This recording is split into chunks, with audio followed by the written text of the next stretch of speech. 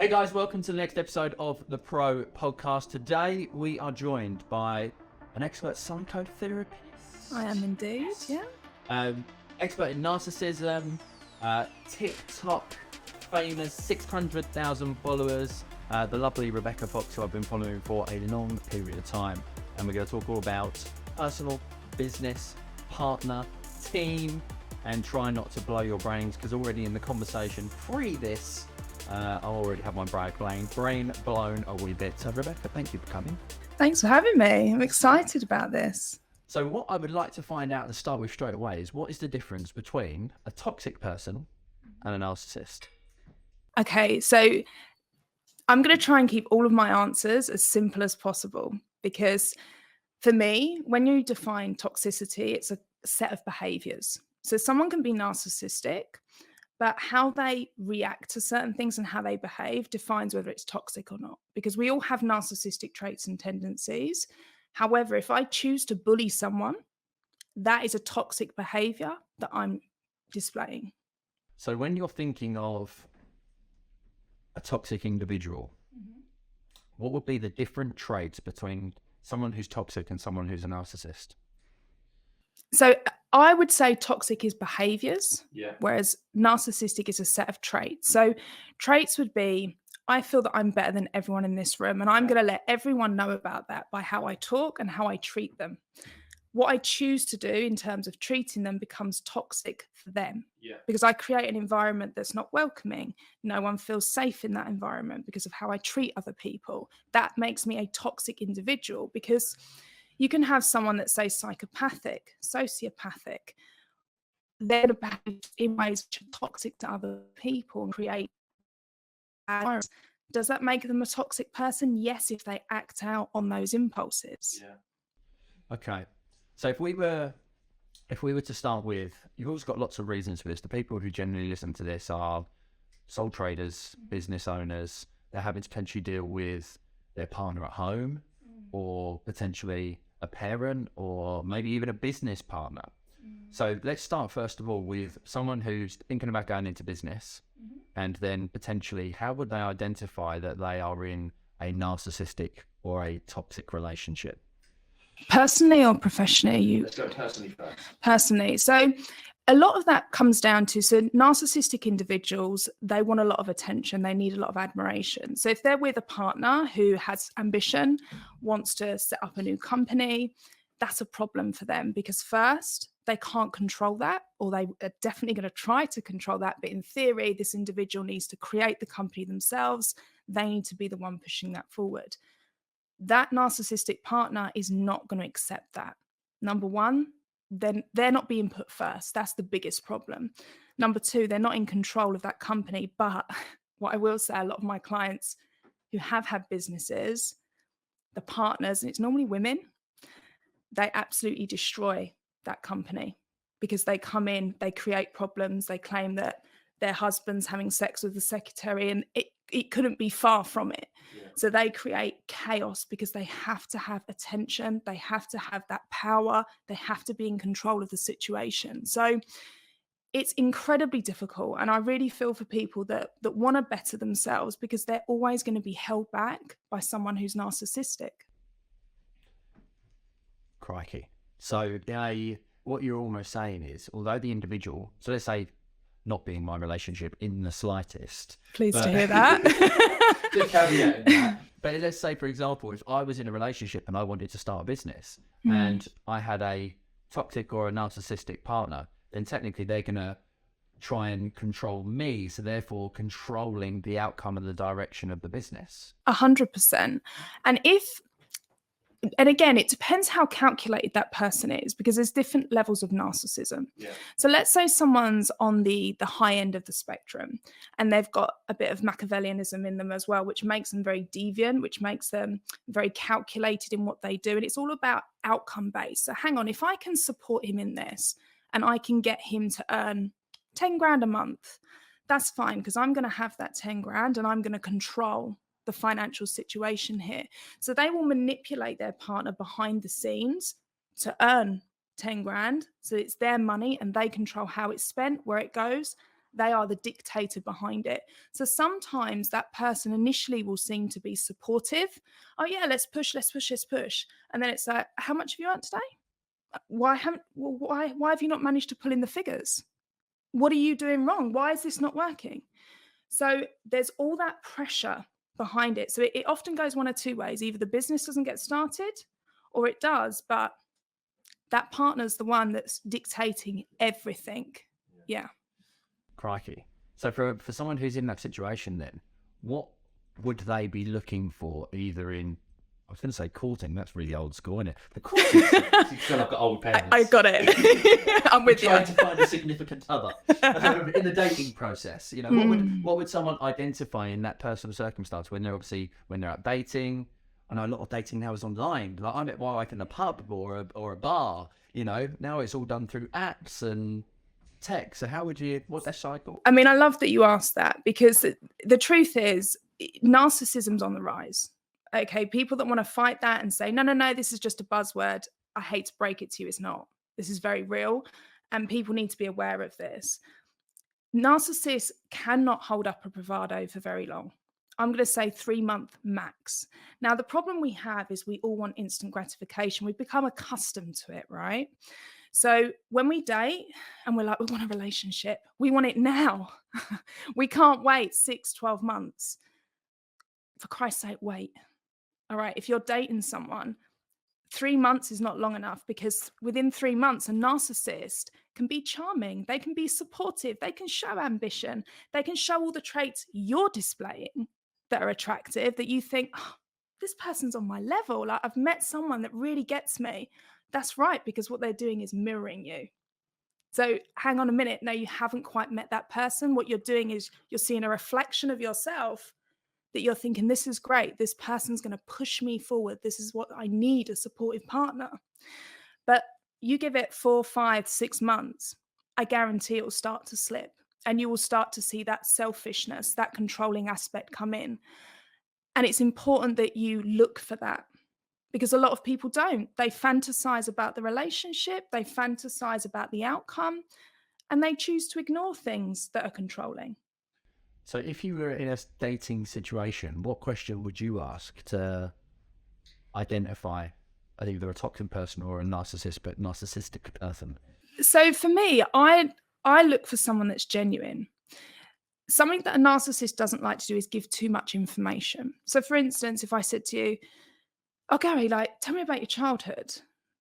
And you're like, oh, to be honest, it's not somewhere I want to go right now. Happy to talk about it in a few months, but right now, not really. I would have a problem with that, because what I'm doing as a narcissist is I'm looking for information that I can use against you later on. If you had opened up to me and you said, well, do you know what? I had a mother that was incredibly abusive. My father was an alcoholic. I'd go, oh my God, the same. I can't believe it. I've never met anyone that, you know, has had the same experience as me. And all of a sudden you're thinking, shit, I've got a connection here. Like, how has this happened? I can't believe it. I found someone that's going to understand me. No, it's false. So you literally lie to get through. Wow.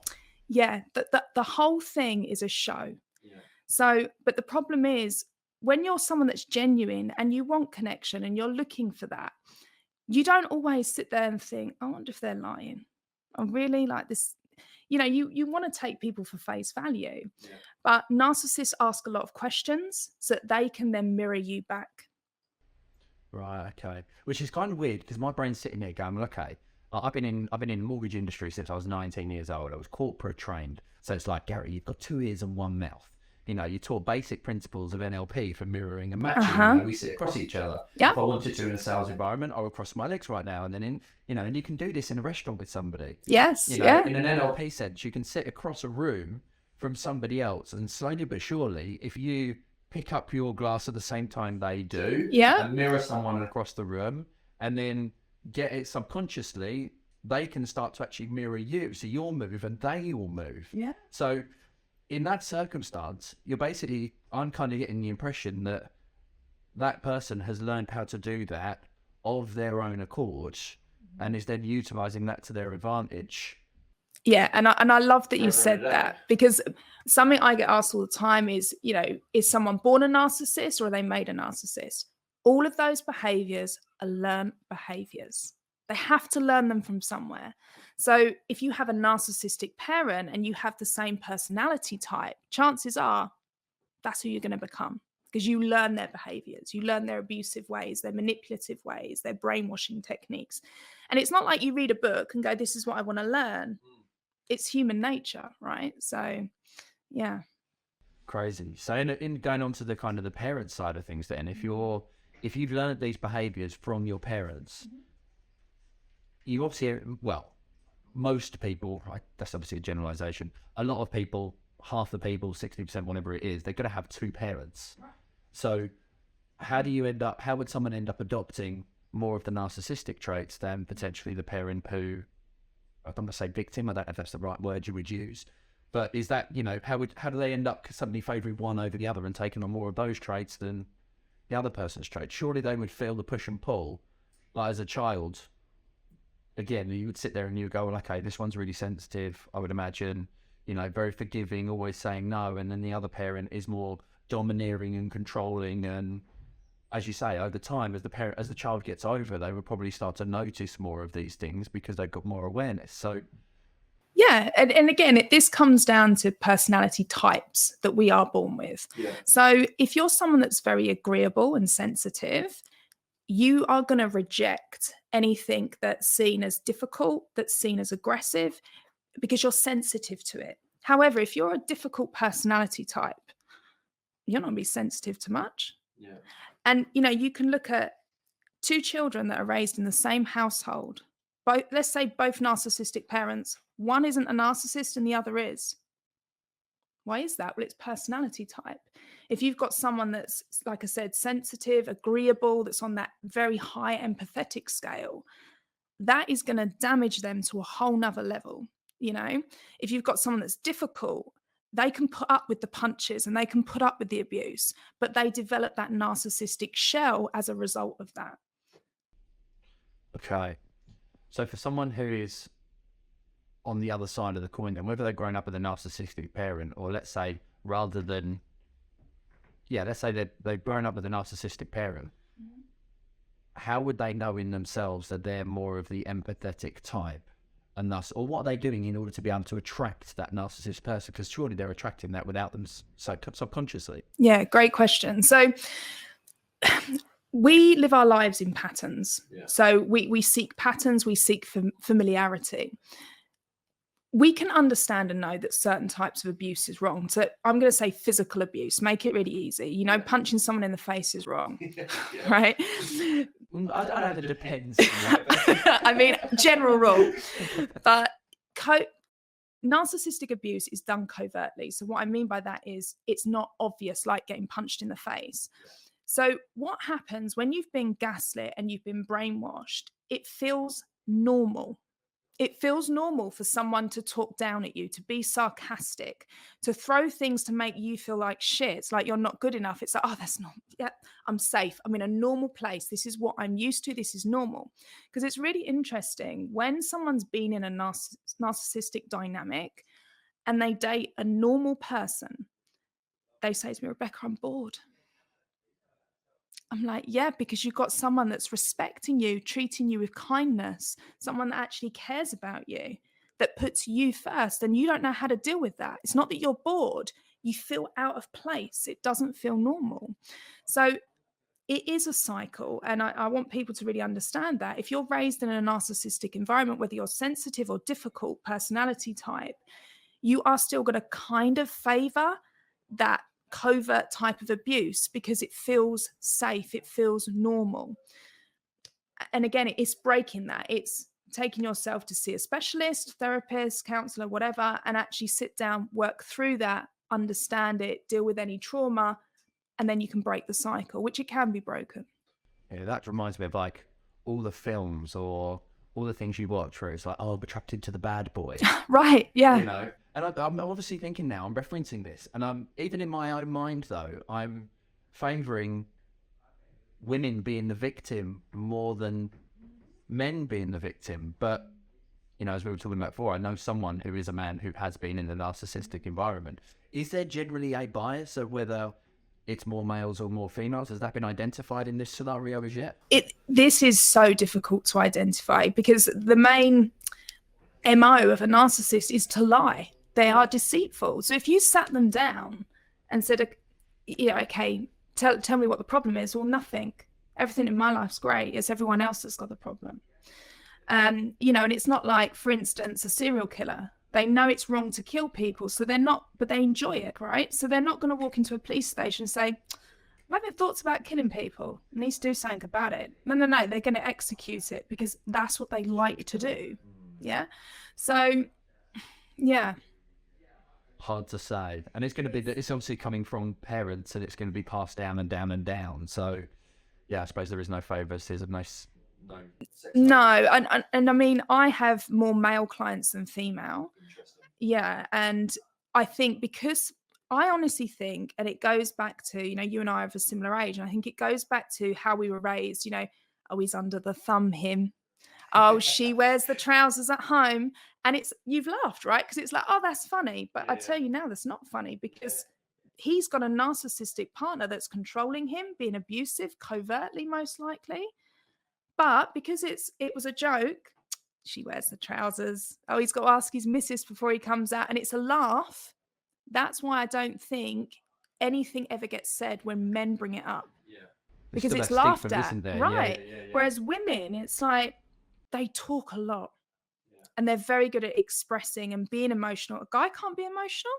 Can you imagine him walking in and say, do you know, my missus has just absolutely annihilated me this morning. I just want to cry and break down. First thing you're going to think is, well, I don't want this guy at work. Do you know what I mean? Like, he's got to go. He's not capable, but the guy's suffering. Yeah. So what do? They shut up, they show up, and they get on with it. When deep inside, they're really, really struggling. So I personally don't think this is a new thing. Yeah. I think this has always been around. But now people are recognizing it, they're talking about it, and they're dealing with it. And that's the difference. And especially on the male side, it's become really topical now, isn't it? With mental health and the likes of all professional people and sports people talking about it now. So it's good that it's becoming more awareness, which is why I think it's really important that we have these conversations. Yeah. Where was I going to go with that next? Because I was just thinking in terms of where you were saying about the partner. And yeah, so in terms of the narcissism then, whether it's male or female, is it mostly verbal, mental, emotional, or does it push as hard to the physical side as well? I mean, it can do. So narcissistic abuse is always mental, emotional. It's always a form of brainwashing. When someone gets physical, again, we're talking about a high degree of narcissism, possibly sadism as well, a sadistic person. It can go all ways. But sometimes people are so sensitive, they only need a push. And that's enough, to frighten them or whatever. Again, some narcissists favor that kind of aggression. They need that to feel powerful. Others, they don't need to do that. They're smart enough to get it in other ways, If you had a boss or a work colleague that was aggressive and abusive all the time, he's not going to be around for long, right? Because it's the behavior that ends up getting them chucked out. You can say someone's a bad person, go, I don't like that guy. But unless they behave in a certain way that goes against company ethics, he's staying. Yeah. So they're smart enough to know that. Do you know what I mean? And how do you prove covert abuse? It's incredibly difficult. I couldn't walk in here with a camera on and, covertly film people that I think are narcissistic and then go to HR and say, here's my proof. Well, what you've just done is illegal, Rebecca. So guess who's going to end up in court? Me. Yeah. Classifies as entrapment, I suppose, does it? You typing, yeah. Yeah. So on that front then, I think I've heard you say before on some of your TikTok content that technically below a toxic or a narcissistic person, although this is learned traits, there's essentially a really damaged person.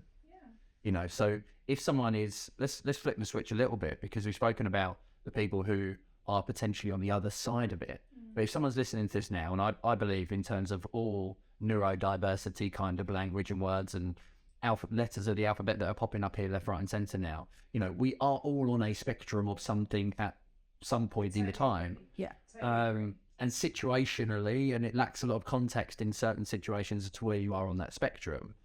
But flipping it on the other side, if someone's listening to this now and they're going, and they've actually identified maybe in their own mind going, holy shit, I am potentially a narcissist, or I have high level of narcissistic traits, or, you know, what you said has suddenly made them get that little bit of hair that stands up on the back of their neck, you know. What's kind of your advice or thoughts for those individuals? Yeah, and look, I love that, because I genuinely believe we all have the ability and capacity to change. I genuinely believe that. The first thing, like you said, is recognizing it. Okay, what I'm doing right now is not serving other people. Address it, speak to people about it. The problem you tend to have with someone who is high in narcissism works for them. So, you know, I had them sat in front of me. They're incredibly difficult to work with, because let me tell you, they're more than me. they're sitting there to get from me, but telling me what I need to know. So hard, they're just going to sit there and lie to you. Right? Yeah, exactly. So I'm like, what are we doing right now? You know, and I will pull them up on it, because something that narcissists don't like is accountability. And then they're only sat with me for an hour or two. They never come back again, because I'm constantly holding people accountable. That's something a narcissist will not accept. Now, if you're someone that is saying, okay, some of my traits are a bit narcissistic, maybe I need to sort that out. Be consistent with it. Be real with yourself. Be honest. Ask someone to hold you accountable, whether that's a friend, a family member. Just say, look, I'm working on something right now. I just need you to message me daily and say, just checking in. Have you done whatever it is? So is there a time though when a narcissist might play victim in that sense? Oh, for sure. Yeah. I mean, so I believe narcissists are like chameleons. So there's many different subtypes that have come out in the last few years, I'm going to say 10, 20 years. And while these subtypes are relevant, what I believe, and from experience of my clients, they tend to mold and transfer between the types. So, you know, in the love bombing phase, they're very sexual. So you get like the sexual narcissist is one of the subtypes. When it suits them, they're grandiose. You know, I'm the best in the world. When things are going well, they're going to make out they are the best. When things aren't going good and they're trapped, I'm a victim. Everyone else is, why is people bullying me? You know, I'm just trying to help people, and all people do is throw it back in my face. When it suits them. And then you've got like the communal part of it, where like communal narcissists are loved by everyone. So it's all about game plan, getting everyone on side, everyone talking about them, but at home they are vile. They're incredibly vile. So I think they mold and change depending on environment, which then brings me back to saying, I believe that they can change. You know? Yeah, crikey. I can see what you said before there, and might go down a bit of a rabbit hole. Yeah. I know we're going to go down a third one now, because I want to, you know, you mentioned obviously from an employment perspective. So I think we covered kind of the personal side of finding a partner, looking for a mate. Where is this stuff coming from? You know, courting. But if you flick it into we'll go with the employee route first of time, because, you know, I spent, crikey, 19 till 26 employed. It's been the last 16, 17 years that I've been a business owner. So from an employee point of view, as you mentioned, you can't walk in with your camera on and everything else, but how do you deal with that if you're currently working for either, you know, potentially, depending on the size of the company, your manager could be, and they might be schmoozing and all, you know, lovely to the people who are above them and they've got no clue, or it goes right to the top where there's potentially maybe 10 people and the actual owner of the company is potentially a narcissist. And careful what my team are looking at and saying, might do as well. Yeah, I mean, yeah. So like, I'm just going to be straight with it. The more power someone has, the more you're going to see narcissistic tendencies, for sure. It's inevitable, because if you have someone who's sensitive, empathetic, they're not possessed by power. Do you know what I mean? They're not looking for power and control. That doesn't appeal to them. It appeals to narcissists. So I hate to say it, but 9.9 times out of 10, those that are in power are incredibly narcissistic, because that is what they thrive on. Now, the flip side of that, often they can be very good at what they do. They get results. But again, how they manipulate their colleagues and their co-workers, that's where the problem lies. So like you said, the people that are above them, they look and they go, my God, like Gary's doing great. Like he's killing it. His team's killing it. But beneath him, the team is suffering terribly. And again, the higher the tree you go, the more narcissistic people you get. So when they show them toxic traits, it's not a problem. So they love it when people are bragging. They love it when everyone's competing with each other to try and be the best. Like, that's seen as a good thing for a narcissist. So in that environment, there's not a problem. What tends to happen is if you get someone that wants to complain and says, I'm not really happy, they're just going to flip it and gaslight that person. Well, hang on a minute. Let's talk about your performance right now. This is the real problem here. When was the last time that you put in some extra work to get this done? You're the one that's letting the team down. Then that person's sitting there thinking, shit, maybe it is me. Because you've got to remember, and again, I hate to say this, but narcissists have been using this in the work environment. Mental health is very much spoken about and it's very much respected now, which is great. But narcissists have found a loophole to that. And this is where it gets kind of dangerous, because when you're in that toxic environment, I lay money on it, that person's anxious, depressed, not sleeping, they're struggling to think straight. So guess what? Their performance is going to be affected. So it's almost like, how do you fix the problem when the problem's not acknowledging they're the problem and creating these mental health issues? That employee will go off sick with mental health. They come back, they speak to HR, look, I've been off with my mental health. I'm struggling to work with this person. HR 9 times out of 10 are on the narcissist side because that person's really charming. They're very nice to them. So again, it's like, well, hang on, you're the one that's got the mental health issues here. Why are you not addressing that? You're costing us money taking time off. And what tends to happen, if it gets to the point where that employee decides that, I'm going to take legal action because this is wrong. And I've got a list of evidence, because something I say to people, and honestly, it's such a difficult dynamic, this, because the answer would be leave and find somewhere else. Yeah. But it's not always that simple for people, and I get that. But the reality of the situation is, if you document everything, to a high level, because if you go to court, you can't just say that person's horrible to me. Like, you need facts and figures. You document all that. You present that to the narcissist and the company. Something a narcissist loves is going to court. That opportunity, yeah, right, to show their power, to show how much control they have. Oh, you wait, they're turning up, right? And they're winning. Whereas you've got that person that's the victim, they're not going to want to sit in court. They're going to struggle with that. It's going to cost a lot of money. So either way, they can't win. And then what I've known to happen is the company gets them to sign an NDA, gag order. You can't speak, pay them off. Toxic employees still there. And it's the same thing. So no one ever knows that company is a nightmare to work for, because they're just cutting people out and getting rid of them. And they're using that mental health route. Okay, we need you to see our psychotherapist, who they're paying. Yeah. Right? It's a very tough environment. Yeah.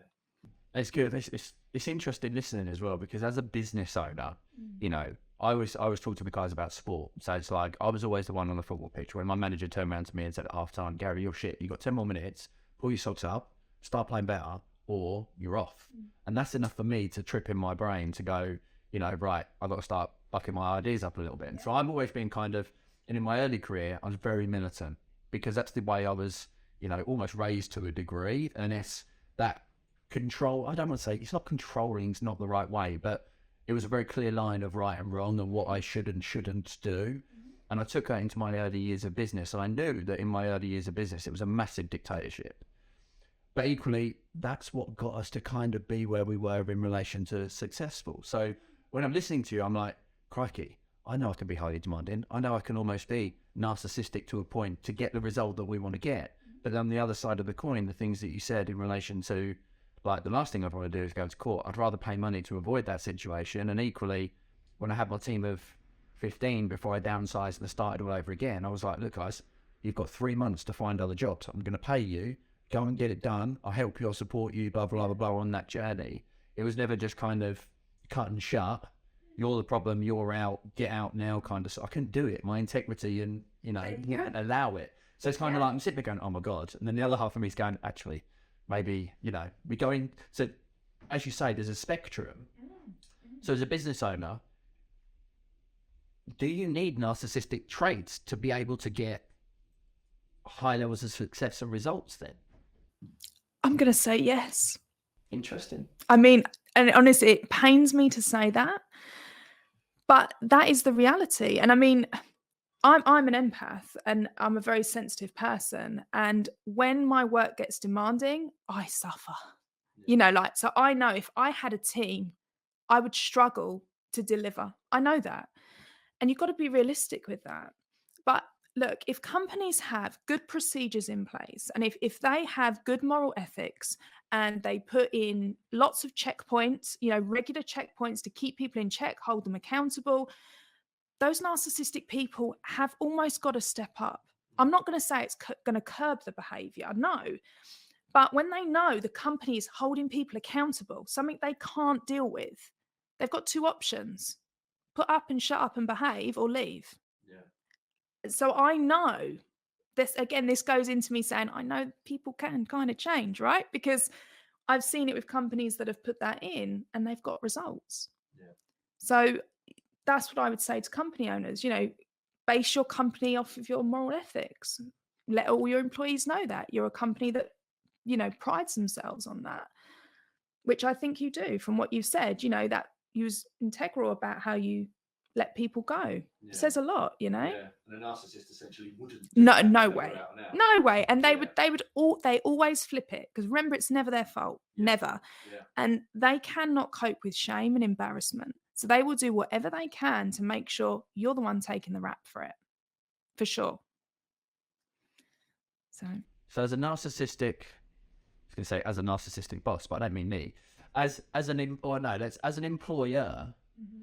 much like the dating scenario, from a personal standpoint, you said, you know, I've always believed kind of hire slow and fire fast is kind of one of the mantras that's been banded around within the communities and groups that I've been part of. Yeah. And hiring slow is really important. I like to meet people in different environments and scenario and things like that to really get to know them, as well as a little bit of psychometric testing to I love that. To get to the bottom of a side of where equally the one that I use is emphasized on the point of, you know, red. You've got red energies, yellow, green, and blue. Yeah, nice. And it's also, are they data driven, or are they ideas, or are they people? Yeah, and perfect. Energies, etc. But in a recruitment sense versus a personal dating, finding a partner sense, is there any differences, or are there any key signs in the recruitment process that an employer or business owner should look for? No, I actually, I love that you asked that, because whenever I teach people about morals and values and boundaries, I believe they cross over. Like, I wouldn't do business with someone that I didn't think was honest and authentic. No way. So I wouldn't date someone that wasn't like that either. So to me, it kind of crosses over. Yeah, I totally agree with everything you said there. Yeah, so from a business owner perspective, the whole idea would be a bit like what I've said, you know, almost imagine, I think it's like dating, really. And the whole, as you mentioned, 3 or 4 months is really about finding where their 5 to 6 core skills are, how they fit in with the dynamic of the team. Exactly. You know, all of that kind of stuff. Yeah, because and that's like, I love that, because if you was a company where said, look, just so we're clear, you get like a 4-month probation period. Every month we check in, we ask employees, we just spot check on you. Like, this is what's going to happen. Accountability. Yeah. That's going to be tough. If someone's deeply narcissistic, that's going to be super tough. But also, you're not then in a point where you've entered that legal contract and then you're at risk of being sued, because they would sue you. They would find a way to do you for unfair dismissal. Yeah. So you really have got to make that decision, be clear on it. And I know some companies, they give you 6 months, a 6-month trial period before you're actually in. Great idea. Great idea. So so is there anything else in that period of time then for recruitment? So you said accountability, maybe weekly one-to-ones. Yeah. Spot checking, shadowing, all the typical training methods. But is there anything else that could be put in during that 3, 4, 6 month period of probation that would really help to identify if that person was coming into the business was toxic or narcissist? No, not necessarily. I mean, I like the fact you said about using psychometric tests, because I've used the EQI on people and I've found that to be very effective. So if you've got someone that's, you know, very high on like optimism, agreeableness, test that. let's test that. Let's see how they are when it comes to change, being flexible. Let's see how open they are to that. Things like that. Yeah. Just throw them in. You don't have to go mad. You don't want the person to leave, but yeah, test it out. Yeah. Okay. So it just becomes part of the whole, recruitment process to ask the right questions and really get close to them. Yeah, and I think it's important to ask really random checks. Like don't ask the same people every time. Yeah. Even people you don't really trust, because you'd be surprised what people do and don't see and pick up on. Yeah. Yeah. It's almost, I'm sitting here, there's a degree now, and I don't know if it's just because there's more awareness around it, but there's almost an element of fear now. It's like, thank God I haven't got to go through dating. 12 years happily married this year. It's like, thank God I haven't got to go through that scenario again.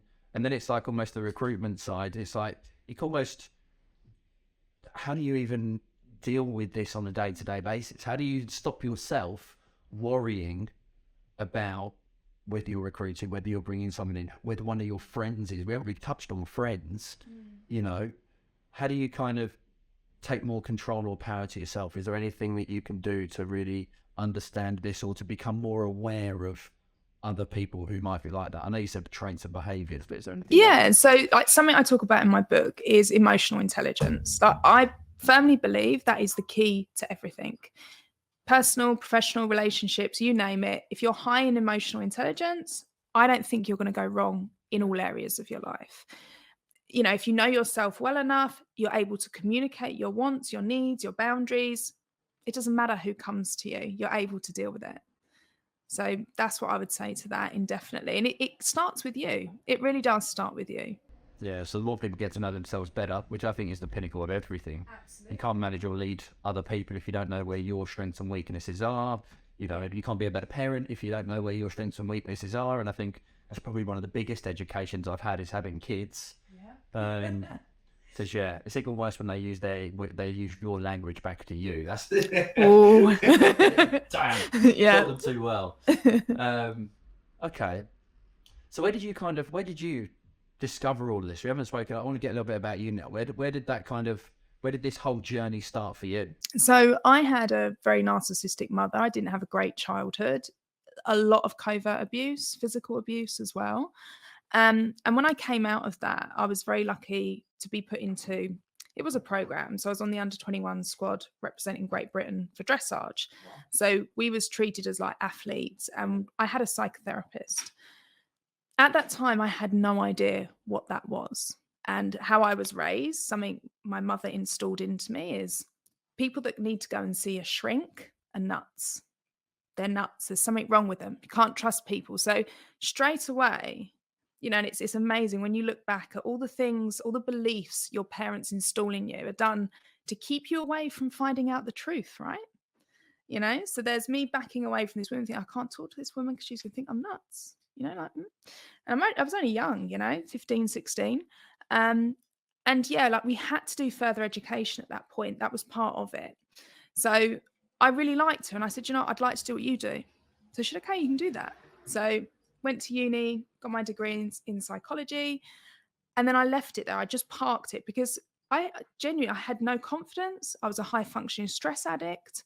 I couldn't even look people in the eye. I was a shell of the person I am now, and it was all thanks to that upbringing. So it took me a good 10 years after that, at least, to kind of work on myself. And I went through numerous therapists. They didn't understand me. It was like, well, hang on, were you not just a difficult child? Gaslighting at its finest, right? I was going to say, Jesus. Narcissistic right there. Right, exactly. Because people just, and again, like now I think it's more acceptable to say, look, I think my mum's a narcissist. Whereas before it's like, well, hang on. It's difficult being a parent, that kind of stuff. There's always that. Whereas now I think it's more acceptable. So when I was going through all these different therapists, no one would acknowledge what I'd been through. And I found someone he was a spiritual healer. And it was him that really transformed me. And it just, from there, my life just changed. And I thought, okay, actually, I can now talk about it. I can now sit and listen to people and help people. So then, I just developed more into it from there, did some more training, some more courses. And here we are. Yeah. And they've developed your own 3-step process. Yeah. So I've got a method because so part of it, what a lot of people do, certainly in the UK, is talking therapy, which has a degree of value, I'm going to say, but it doesn't necessarily provide results. So if you're going to go to a talking therapist, be prepared to be with them for years and spend a lot of money. I did that for a period of time. I spent 21 till 25 living with mates, very drunk for most of it. But when I moved home, it was like, something's not right in my brain here. And I did talk in therapy, and it was just the biggest waste of 3 sessions. I feel like it's almost like when you walk into a doctor's surgery, or a consultant is probably a better option. You sit down, you tell them the thing, and they turn around and go to you, well, this is probably what's wrong with you. Whereas you sit down with someone who's a talking therapist, and all they do is just, you talk to them, they don't give you any solutions, any outcomes, and you just kind of, they'll go away and ponder. And honestly, and I believe it can be very dangerous because I've been there like you have, and it doesn't help, right? No. So what I do is I do some regression type therapy. So we look back at certain things. I identify trauma with people because that's really important.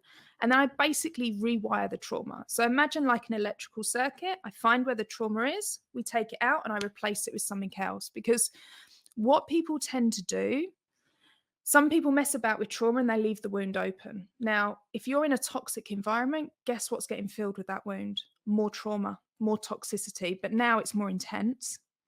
And that's a big problem. So it's important with me when I work with people, they're out of the environment. Otherwise, I know we could have some issues here. So that's basically what I do. A little bit of regression, identifying trauma, rewiring the trauma, and then I just build them up to be in a position emotionally and mentally where they can move forward.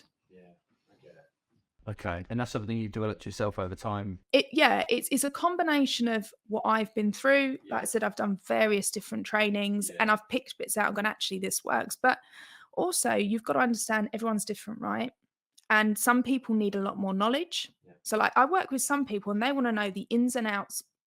Fine, we can do that. And that's what they need more of. Other people, they don't need that. They need more practical skills. It's a bit like the training and the coaching that I do. It's like you end up with walkers, joggers, runners, There you go. sprinters, and Yeah. it's like Yep. people just want different things. So it's nice to hear that obviously caters for the different varieties of people that are there. Because I imagine some people are more willing to open up, whereas others are more going to be quite closed off initially. So some people's journey through this process might be very fast, whereas others might be quite extended and long. Yeah, and you've got to factor in like something that I'm very straightforward and I'm very direct, which doesn't work with a lot of people. Yeah. Some people it's great, others not.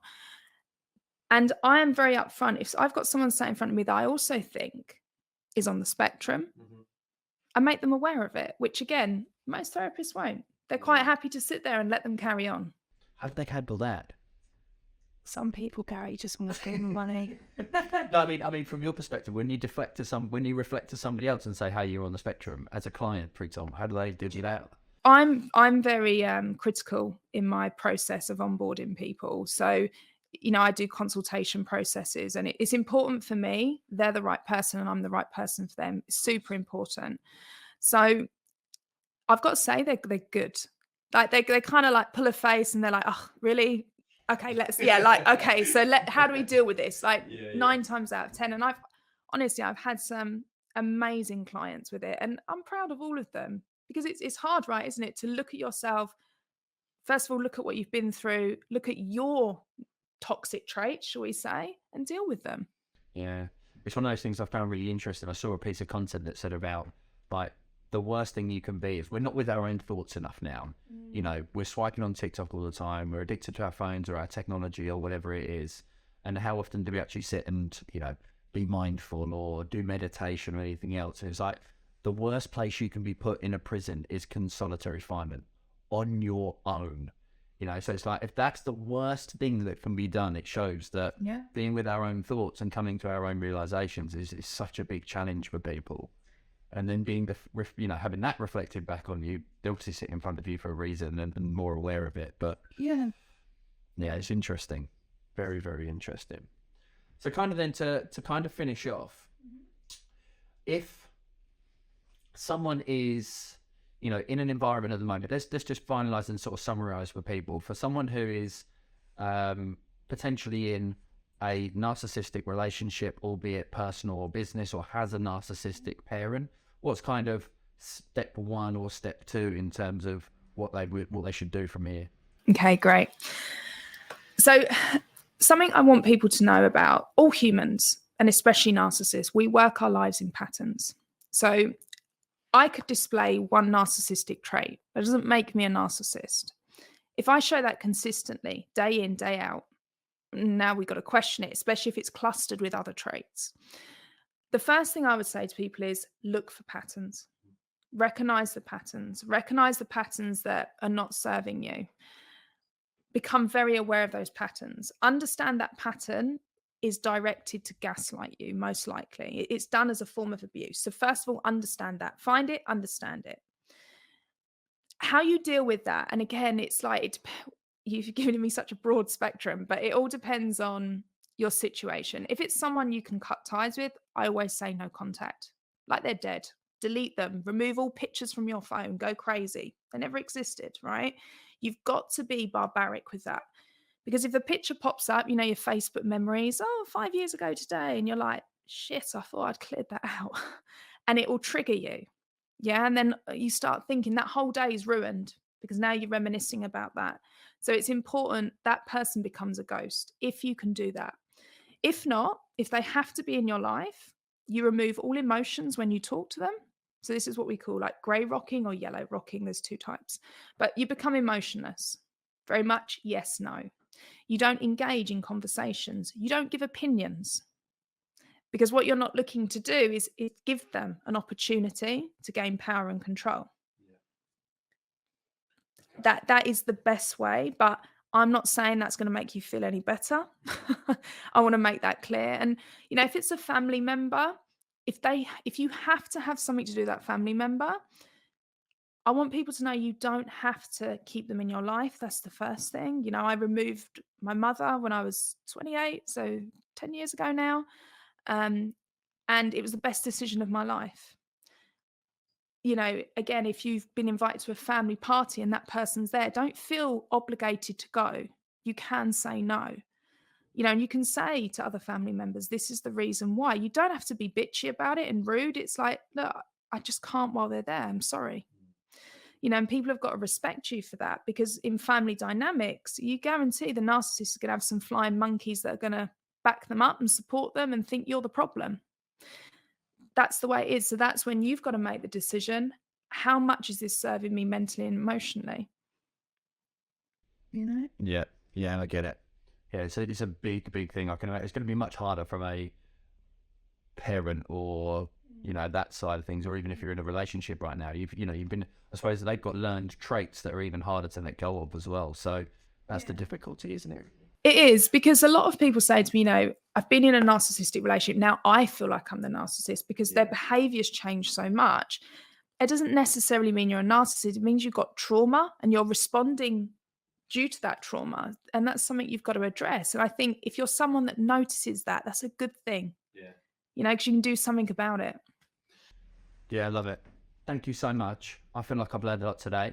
I feel like there's equally a lot to reflect on, and I can't wait because I love listening back to these and everything else, so it's going to be awesome. But I can't let you leave without picking up on your TikTok phone, because a big thing I talk about is generating leads and social media, and that whole kind of, you know, the world that we now live in. It's a free platform. It's a great way to organic market. You know, you've amassed hundreds of thousands of followers.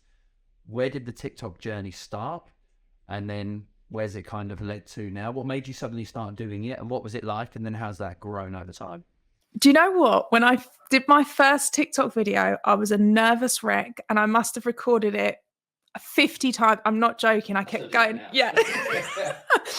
And I genuinely, because I thought about this a lot, I do not know what made me just go, join TikTok. Like, I didn't even know what TikTok is. Just do it. And that's because of our age demographic. do you know, it is. It really is.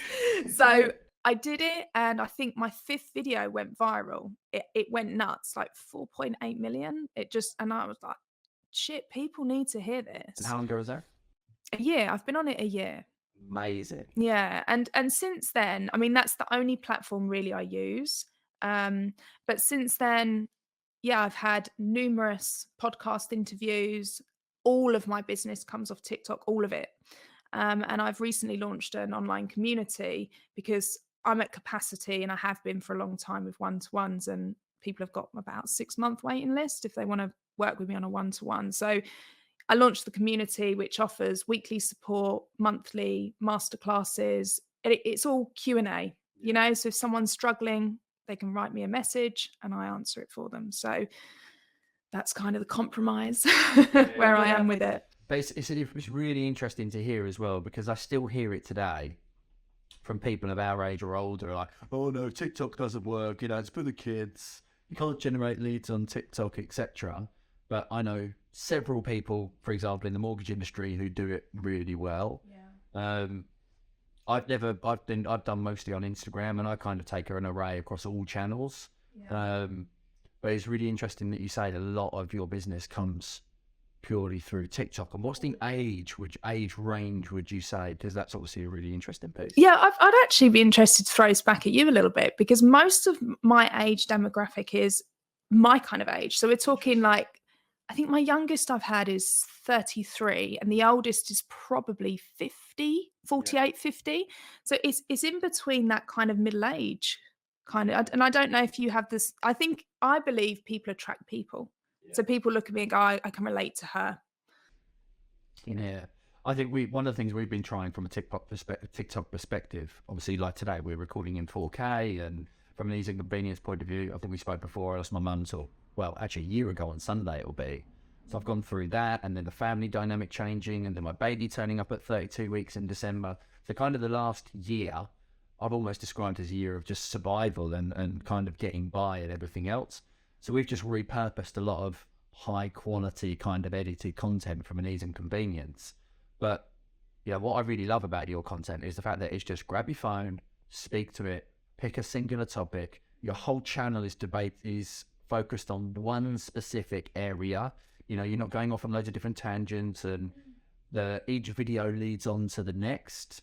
And I feel that's, you know, majorly the reasons for the growth. It's one thing, it's one audience type, it's one problem, and it's one style of content that my belief is just raw, unedited, to a degree, just chuck it up kind of content works best on TikTok. Yeah, and I've got to say that is what appealed to me, is that I, like you just said, I just put my phone on, say what I want to say, and it's so quick because I'm busy, you know?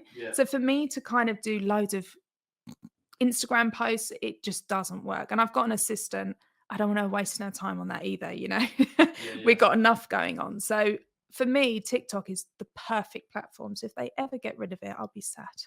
I know they talk about it in a certain country. Right, yeah. So just so that for people who are listening then and watching, for those that want to get involved in the TikTok process, you know, I know varying people are like, oh no, I've got a face for radio, or I don't like the sound of my own voice, or oh no, you know, I've got to put a full face of makeup on, I've got to do my hair, or whatever it is that they use as an excuse not to do it. What's your process for recording TikTok content? Do you batch it? Do you just bust out one a day? Do you get full face on? Do you use a filter? What's kind of like, give us the Rebecca method of content just for those that procrastinate and don't do. Okay, cool. So I heard something. This was when I very first started. So I paid to do some courses and programs and stuff. And something that was, because I was that girl, full face of makeup, hair done. I was like, right, let's, you know, nail this. And I would get comments about my makeup and stuff. And I think, fuck off, I'm not a fucking beauty influencer. You know, I'm here not for that. And on this program, this girl said, do yourself a favor, do some with, like, I'm cool with no makeup. She was like, just do it. I was like, really? Should? Yep, because people relate to you. So now I don't care. Sometimes I will, sometimes I won't. Literally, it might be first thing in the morning. I think, oh, I want to talk about that. And I will just lay in bed, sit up, record it, done. Sometimes I batch. Sometimes I go, okay, right, actually, I need to get a load done because I know I've got a busy week. So I just need to make sure I can draft them off. And that's normally on a Monday. And I will just sit, change a top every 3 or 4. And then, yeah, just record and go. But I like it because it is quick and easy. And I just want to get a quick message across. I don't go deep into methods or anything. So it works for me. But I would say to people buy people. And trust me, if someone wants someone that is doled up to the eyeballs, they're going to go for that person. If someone wants someone that's real, show up as a real person. You know, God, we all have our flaws. Embrace them, right? 100%. Most definitely. Yeah, no, I really like that. And it really emphasizes what I've been saying to the team this week about my method that we have not done for the last year or so.